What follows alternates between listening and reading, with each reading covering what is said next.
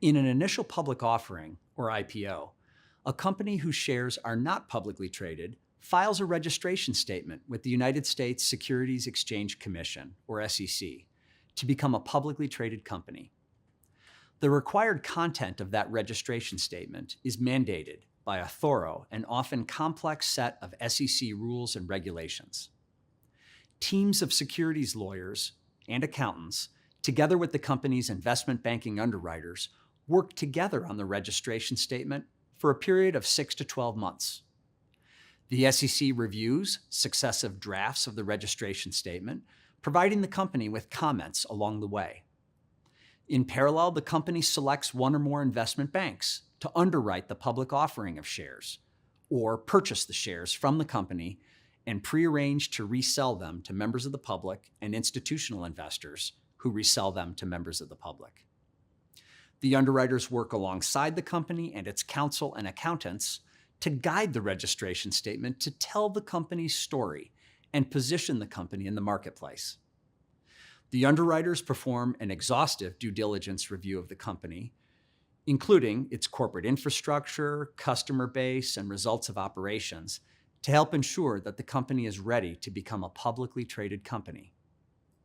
Also in parallel, the company applies for listing on one of the stock exchanges. At the end of the IPO process, the SEC declares the registration statement effective. The company's executives and underwriters present the company to institutional investors who may purchase shares in the IPO, and the company's stock starts trading on a stock exchange.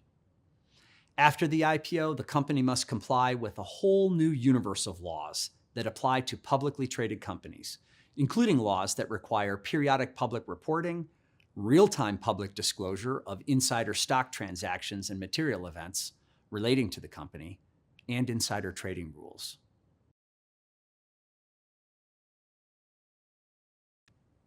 At the closing of the IPO, the company sells all of the shares to the underwriters in exchange for cash. The underwriters in turn resell some or all of those shares to institutional investors that they lined up during the IPO process. The company's cash reserves are thus replenished to finance the company's future growth. In some IPOs, the company's sale of shares to the underwriters may be coupled with founders and/or investors selling some of their shares to the underwriters, which puts cash into the pockets of the founders and/or investors who are selling stockholders in the IPO.